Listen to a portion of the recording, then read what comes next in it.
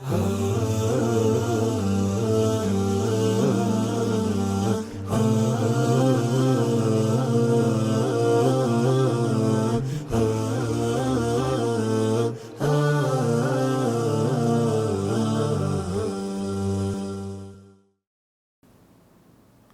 لله والصلاة والسلام على نبينا محمد وعلى آله وصحبه ومن تبعهم بإحسان إلى يوم الدين. அன்பார்ந்த சகோதரர்களே, நாங்கள் இன்று சஃபர் மாதம் சம்பந்தமாக பார்ப்போம். இஸ்லாத்திலே 12 மாதங்கள் இருக்கின்றன. இவை அரேபிய சந்திர மாதங்கள். இந்த மாதங்களின் அடிப்படையிலே தான் எங்களுடைய மார்க்க விவகாரங்களை நாங்கள் செய்கின்றோம். இந்த 12 மாதங்களிலே 4 மாதங்களை அல்லாஹ் யுத்தம் தடை செய்யப்பட்ட அஷ்ஹுருல் ஹுரும் என்று அழைக்கப்படுகிற சங்கையான மாதங்களாக வைத்திருக்கிறான். நாட்களாக இருக்கலாம், மாதங்களாக இருக்கலாம். அவை சிலதை விட சிலது சிறப்பானதாக இருக்கிறது. உதாரணமாக ரமதானுடைய மாதம் எல்லா மாதங்களிலும் சிறந்த மாதமாக இருக்கிறது. அதே போன்று துல்ஹிஜ்ஜா மாதத்துடைய முதல் 10 நாட்கள் அதனுடைய பகல் பொழுதுகள் சிறந்த பகல் பொழுதுகளாக இருக்கின்றன. அதே போன்று முஹர்ரம் மாதம் நோன்பு பிடிப்பதற்கு சிறந்த மாதமாக இருக்கின்றது. இவ்வாறு அல்லாஹு தாலா சில காலங்களிலே சில சிறப்புகளை வைத்திருக்கின்றார். நாங்கள் எங்களுடைய மார்க்கத்திலே ஒரு காலம் அல்லது ஒரு மாதம், ஒரு நாள் சிறந்தது என்று சொல்வதாக இருந்தால் அதிலே குறிப்பிட்ட அமலை அல்லது பொதுவாக அமல் செய்வது சிறந்தது என்ற அர்த்தத்திலே தான் நாங்கள் சொல்கிறோம். ரமதான் சிறந்தது என்றால் ரமதானிலே நோன்பு நோட்பது, அதே போன்று இரவிலே நின்று வணங்குவது, குர்ஆன் ஓதுவது, இது போன்ற அமல்களிலே ஈடுபடுவது அங்கே சிறப்புக்குரியது என்பது அதற்கு அர்த்தம். துல்ஹிஜ்ஜா மாதத்துடைய பகல் பொழுதுகள் ஒரு வருடத்தின் சிறந்த பகல் பொழுதுகள் என்பதன் அர்த்தம் அங்கே அதிகமாக அல்லாஹுவை திக்ரு செய்வது, பொதுவாக எல்லா அமல்களும் நாங்கள் ஈடுபடுவது சிறந்தது. முஹர்ரம் மாதத்திலே நோன்பு பிடிப்பது சிறந்தது. இவ்வாறு ஒரு மாதத்தை, ஒரு காலத்தை நாங்கள் சிறந்தது என்று சொல்வது இஸ்லாத்துடைய பார்வையிலே அதிலே ஏதாவது அமல்கள் செய்வது சிறப்பாக இருக்கும். அந்த அடிப்படையிலே தவிர இது நல்ல காலம், கெட்ட காலம், இந்த காலத்திலே நாங்கள் தொழில் ஆரம்பிக்கலாம், அல்லது எங்களுடைய நிறுவனத்தை ஆரம்பிக்கலாம், அல்லது வீடு கட்டுவதற்கு ஆரம்பிக்கலாம், திருமணம் முடிக்கலாம், இந்த ஏனைய காலங்களிலே முடிக்கக்கூடாது, ஏனைய காலங்களிலே நல்ல விஷயங்களை செய்யக்கூடாது என்ற அர்த்தத்தில் கிடையாது. இவ்வாறு இஸ்லாம் ஒருபோதும் இந்த பார்வையிலே காலங்களை பிரித்தது கிடையாது. எனவே சஃபர் மாதத்தை பொறுத்தவரையிலே அது இஸ்லாத்தின் 2வது மாதம். ஒரு வருடத்திலே முஸ்லீம்களிடத்திலே முஹர்ரம் மாதத்துக்கு பிறகு வரக்கூடிய மாதம் சஃபர் மாதம். இந்த சஃபர் மாதத்திற்கண்டு ஏதாவது சிறப்பு இருக்கிறதா என்று கேட்டால் நிச்சயமாக இல்லை. எந்த ஒரு சிறப்பையும் நபி அவர்கள் எங்களுக்கு சொல்லித்தரவில்லை. இதில் எந்த ஒரு விசேஷமான அமல்களும் கிடையாது. இது ஏனைய காலங்களை போன்ற ஒரு காலம்தான். அல்லாஹு தாலா காலங்களை சிறப்பித்திருப்பது நாங்கள் அதிலே கூடுதலாக அமல் செய்வதிலே ஈடுபடுவது.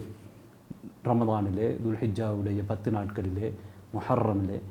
எனவே அவ்வாறான எந்த சிறப்பும் இந்த சஃபர் மாதத்துக்கு கிடையாது. அதே நேரத்தில் இந்த மாதத்திலே நாங்கள் எந்த நல்ல காரியங்களையும் செய்யக்கூடாதா என்று கேட்டால் அவ்வாறும் கிடையாது. இது சாதாரணமான ஒரு நாள். அதற்கும் எந்த ஒரு நல்ல காரியத்துக்கும் இந்த மாதத்துக்கும் காலத்துக்கும் எந்த ஒரு தொடர்பும் கிடையாது. ஜாஹிலியா காலத்திலும் தான் இன்றைய காலத்திலே வாழ்கிற மக்களிடத்தில் இருக்கக்கூடிய ஜாஹிலியத்தான சிந்தனையின் அடிப்படையிலே அவர்கள் சில காலங்களை விட சிறந்ததாக, மோசமானதாக வைத்திருக்கிறார்கள். அவ்வாறு இஸ்லாத்திலே ஒருபோதும் கிடையாது. ஜாஹிலியா காலத்திலே இந்த சஃபர் மாதத்திலே என்ன செய்தார்கள் என்றால் 2 தவறுகளை செய்தார்கள். ஒன்று, இந்த மாதத்தை அவர்கள் முற்படுத்தி பிற்படுத்தி விளையாடினார்கள். அதாவது அல்லாஹு தாலா ஒரு வருடத்திலே 12 மாதங்களை வைத்திருக்கின்றான். அந்த 12 மாதங்களிலே 4 மாதங்கள் யுத்தம் தடை செய்யப்பட்ட மாதங்கள். இது இப்ராஹிம் நபியுடைய காலத்தில் இருந்து வரக்கூடிய ஒரு விடயம்.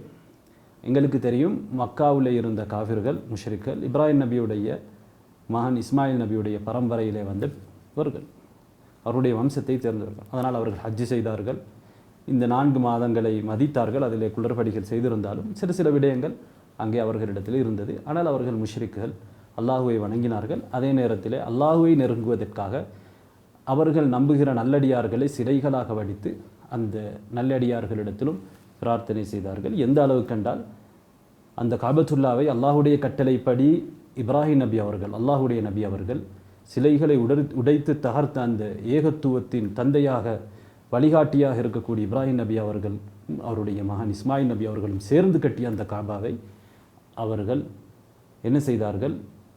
300 லட்சம் சிலைகளை வைத்து வணங்க ஆரம்பித்தார்கள். காபாவுக்குள் 300 லட்சம் சிலைகளை வைத்து நாங்கள் இவர்கள் மூலமாக அல்லாஹுவை நெருங்குகிறோம், இந்த சிலைகள் அல்லாஹ்விடத்திலே எங்களுக்காக பிரார்த்தனை செய்யும் என்று சொன்னார்கள். அதிலே இப்ராஹிம் நபி இஸ்மாயில் நபியுடைய சிலைகளை கூட வைத்திருந்தார்கள் என்பதை நாங்கள் ஹதீத்களிலே பார்க்கின்றோம்.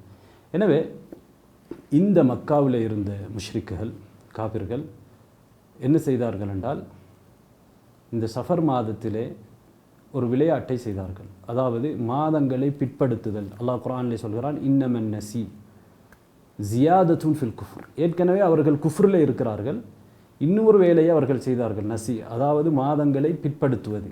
இது அவர்கள் இருக்கக்கூடிய குஃப்ரை விட மேலதிகமான ஒரு குஃப்ர் அப்படி என்று அல்லாஹு தாலா சொல்கிறான். அதாவது இவர்களுக்கு தேவைப்படுகின்ற விதத்திலே மாதங்களை பிற்படுத்துவார்கள். உதாரணமாக முஹர்ரம் மாதத்தை சஃபர் மாதம் என்று அவர்கள் அறிவிப்பு செய்து அதனை சஃபர் மாதமாக என்ன செய்வார்கள்? ஆக்குவார்கள்.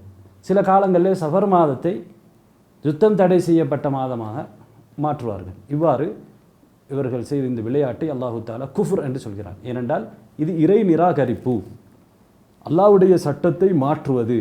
அல்லாஹு தாலா 4 மாதங்களைத்தான் யுத்தம் தடை செய்யப்பட்ட மாதங்களாக வைத்திருக்கிறான். அதிலே முற்படுத்துவது பிற்படுத்துவது கூடாது. இதனால் என்ன நடந்தது என்றால், ஹஜ்ஜிலே மாற்றம் ஏற்பட்டது. அவர்கள் சரியான துல்ஹிஜ்ஜா மாதத்திலே ஹஜ்ஜு செய்யாமல் வேறு மாதத்திலே ஹஜ்ஜு செய்யக்கூடிய நிலை அவர்களுக்கு ஏற்பட்டது. எனவே இதனை இஸ்லாம் தடை செய்தது. அதேபோன்று இந்த சஃபர் மாதத்தில் இன்னொரு தவறை அவர்கள் செய்தார்கள். இந்த மாதத்தை ஒரு பீடை மாதமாக அவர்கள் கருதினார்கள். நபி அவர்கள் சொன்னதாக சஹீல் புகாரி சஹீஹ் முஸ்லிமில் வரக்கூடிய ஒரு ஹதீஸிலே அபூ ஹுரைரா ரலியல்லாஹு அன்ஹு அவர்கள் அறிவிக்கிறார்கள், லா அத்வா வலா துயரத வலா ஹாமத வலா சஃபர். முஸ்லிம் சஹீஹ் முஸ்லிமுடைய அறிவிப்பிலே வலா நௌஅ வலா ஊல், அதாவது தொற்று நோய் கிடையாது. அதாவது ஜாஹிலியா கால மக்கள் நம்பியிருந்த சில நம்பிக்கைகளை நபிகள் நாயகம் ஸல்லல்லாஹு அலைஹி வஸல்லம் அவர்கள் தகர்த்தெறிகிறார்கள். ஒன்றுக்கு நோய் வந்தால் தானாகவே அது இன்னொன்றை தொற்றும் என்று அவர்கள் நம்பியிருந்தார்கள். இந்த நம்பிக்கை தவறானது என்று நபியார்கள் சொல்கிறார்கள். முதலாவதாக எந்த ஒட்டகத்திற்கு அல்லது எந்த மனிதனுக்கு நோய் வந்ததோ அதனை யார் ஏற்படுத்தினானோ அந்த ரப்பு தான், இறைவன் தான், 2வது மனிதருக்கு அல்லது 2வது ஒட்டகத்துக்கும் அந்த நோயை பரவச் செய்கிறான். பரவுகிறது, பரவுதல் என்பது காரணமாக இருந்தாலும் ஆனால் அதை ஏற்படுத்துவன் அல்லாஹ். சில நேரம் ஒருவருக்கு தொற்று இருக்கலாம், நோய் இருக்கலாம், அவருக்கு பக்கத்தில் இருப்பவருக்கு அது பரவ மாட்டாது. காரணம், அல்லாஹு தாலா நாடவில்லை. அல்லாஹுடைய நாட்டம் இல்லாமல் ஒருபோதும் ஒரு நோய் இன்னொருவரை தொட்டாது. அடுத்தது நபி அவர்கள் சொன்னார்கள், சகுனம் கிடையாது. தியரா என்பது சகுனம். குறிப்பாக பறவைகளை வைத்தெல்லாம் சகுனம் பார்ப்பார்கள். அதிலிருந்து தான் அந்த சொல்லே வந்திருக்கிறது. ஆனால் பொதுவாக எல்லா வகையான சகுனத்துக்கும் அது பயன்படுத்தப்படுகிறது. எனவே காலங்களை வைத்து, இடங்களை வைத்து, அல்லது பறவைகளை வைத்து, மனிதர்களை வைத்து, எதை வைத்தும் நாங்கள் சகுனம் பார்க்கக்கூடாது. ஒன்றை பார்த்துவிட்டு இந்த காலத்திலே இதை நாம் செய்யக்கூடாது, இந்த இடத்திலே நாம் இதை செய்யக்கூடாது, அல்லது இந்த இப்படியான மனிதர்கள் சகுனத்துக்குரியவர்கள், அதனால் எங்களுக்கு கேடு வந்துவிடும் என்கின்ற இந்த நம்பிக்கையெல்லாம் எங்களை இணை வைத்தலின் பக்கம் இட்டு செல்லும். அது ஒரு வகையான இணை வைத்தல். எனவே அதை இஸ்லாம் தடை செய்கிறது. அதே போன்று ஆந்தையை வைத்து அவர்கள் சகுனம் பார்த்தார்கள். ஆந்தையை ஒரு சகுனமாக பீடையாக பார்த்தார்கள். இதையும் இஸ்லாம் இந்த ஹதீஸிலே தடை செய்கிறது. அடுத்ததாக நபி அவர்கள் சொல்கிறார்கள், வலா சஃபர். சஃபர் என்றால் சஃபர் மாதம் என்கின்ற ஒரு கருத்து இருக்கிறது. ஒட்டகத்துக்கு வரக்கூடிய ஒரு நோய், அதுவும் தொற்றக்கூடிய நோய் என்று அவர்கள் நம்பினார்கள். எனவே அந்த நோயும் கிடையாது, அல்லது அந்த சஃபர் மாதமும் கிடையாது. சஃபர் மாதம் கிடையாது என்றால் சஃபர் மாதமே இல்லை என்பது அதற்கு நிச்சயமாக அர்த்தம் இல்லை. அதற்கு என்ன அர்த்தம் அப்படி என்றால், சஃபர் மாதத்திலே சகுனம் கிடையாது. சஃபர் மாதம் பீடை மாதமாக கிடையாது. ஜாஹிலியா காலத்திலே அதை அவர்கள் பீடையாக நினைத்தார்கள். அதனை தவறு அப்படி என்று நபிகள் நாயகம் ஸல்லல்லாஹு அலைஹி வஸல்லம் அவர்கள் சொல்லி காட்டுகிறார்கள். எனவே இஸ்லாத்தை பொறுத்தவரையிலே இந்த ஜாஹிலியா பண்புக்கு இடம் கிடையாது. எல்லா வகையான ஜாஹிலியா பண்புகளையும் இஸ்லாம் தகர்த்தெறிந்திருக்கிறது. அதிலே ஒன்றுதான் இது. ஆனால் முஸ்லீம்கள் என்று சொல்லக்கூடிய பலர் இன்று சஃபர் மாதத்தை பீடை மாதமாக நினைக்கிறார்கள். அந்த மாதத்தில் இருக்கக்கூடிய கடைசி புதன்கிழமையிலே எங்களுக்கு வரக்கூடிய ஆபத்துகளை, கஷ்டங்களை, துன்பங்களை இல்லாமலாக்குவதற்காக சில வேலைகளை செய்கிறார்கள். சில குர்ஆன் வசனங்களை எழுதி அதனை கரைத்து குடிக்கிறார்கள், அல்லது மற்றவர்களுக்கு பரிமாறுகிறார்கள், அல்லது வெளியே செல்கிறார்கள், இவ்வாறு சுத்தம் செய்கிறார்கள். இவையெல்லாம் ஜாஹிலியத்துடைய பண்புகள், இவையெல்லாம் இஸ்லாத்துக்கு முரணானது. எனவே எந்த ஒரு மாதத்தையும் அல்லாஹு தாலா பீடை மாதமாக, பீடை நாளாக ஆக்கவில்லை. அவ்வாறு இஸ்லாத்தில் கிடையாது. எல்லாமே அல்லாஹு தாலா படைத்த நாட்கள். ஒரு நாள் ஒருவருக்கு நல்லதாக இருக்கலாம், இன்னொருவருக்கு கெட்டதாக இருக்கலாம். எங்களுக்கு தெரியும், நாங்கள் ஆஷூராவுடைய நாளிலே, முஹர்ரம் மாதத்துடைய 10வது நாளையிலே நோன்பு பிடிக்கிறோம். காரணம் என்ன? மூசா அலைஹிஸ்ஸலாம் அவர்களுக்கு அல்லாஹு தாலா வெற்றியை கொடுத்தார். மூசா அலைஹிஸ்ஸலாம் அவர்கள் சிறந்த மனிதர். அதே நேரத்திலே அதே முஹர்ரம் மாதத்துடைய 10வது நாளையிலே நபிகள் நாயகம் ஸல்லல்லாஹு அலைஹி வஸல்லம் அவர்களுடைய பேரப்பிள்ளை ஹுசைன் ரலியல்லாஹு அன்ஹு அவர்கள் கொலை செய்யப்பட்டார்கள். அவர் ஒரு நல்ல மனிதர். எனவே ஒரு நல்ல மனிதருக்கு ஒரு நாளில் நல்லது வரும், இன்னொரு நல்ல மனிதருக்கு கெட்டது வரும். எனவே அந்த நாள் ஒருவருக்கு நல்லது வருவதற்கோ, கெட்டது வருவதற்கோ, துன்பம் வருவதற்கோ, இன்பம் வருவதற்கோ காரணம் கிடையாது என்பதை நாம் மிக தெளிவாக புரிந்து கொள்ள வேண்டும். அவ்வாறு யார் இந்த காலம் மோசமானது என்று ஒரு காலத்தை திட்டுகிறாரோ, அல்லது அவர் மனதளவிலாவது கருதுகிறாரோ, அது பாவமான செயல். அது அல்லாஹுவை திட்டுவதாகவே அமைந்துவிடும்.